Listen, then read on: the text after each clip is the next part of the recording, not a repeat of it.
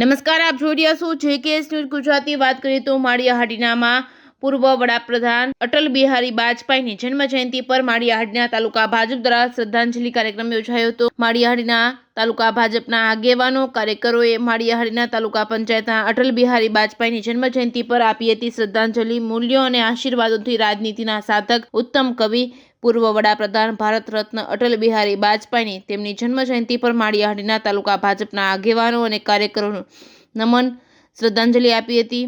તમારું જીવન રાષ્ટ્રના તમામ ઉપાસકો માટે પ્રેરણારૂપ છે, શુભકામનાઓ પણ આપી। નોંધપાત્ર વાત એ છે કે અટલ બિહારી વાજપેયીના નિધન પછી ભાજપ દ્વારા તેમની જન્મ જયંતિને સુશાસન દિવસ તરીકે ઉજવવાની જાહેરાત કરવામાં આવી હતી। અટલ બિહારી વાજપેયીની જન્મ જયંતિને ભાજપ દ્વારા સુશાસન દિવસ તરીકે ઉજવવામાં આવે છે। સુશાસન દિવસ પર આજે પણ માળિયાહાટીના ભાજપ દ્વારા અનેક કાર્યક્રમનું આયોજન કરવામાં આવ્યું હતું। Reporting by Pratap Sisodiya, Maliya Hatina.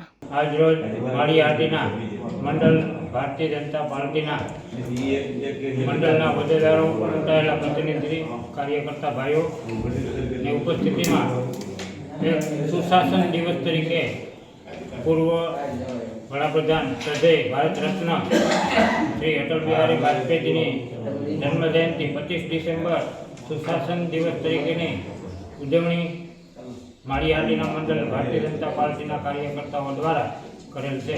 જેમાં ભારતીય જનતા પાર્ટીના આગેવાનો, કાર્યકર્તાઓ, મંડળના ઝોન પ્રભારી, મંડળના પ્રભારી પણ ઉપસ્થિત રહેલ છે।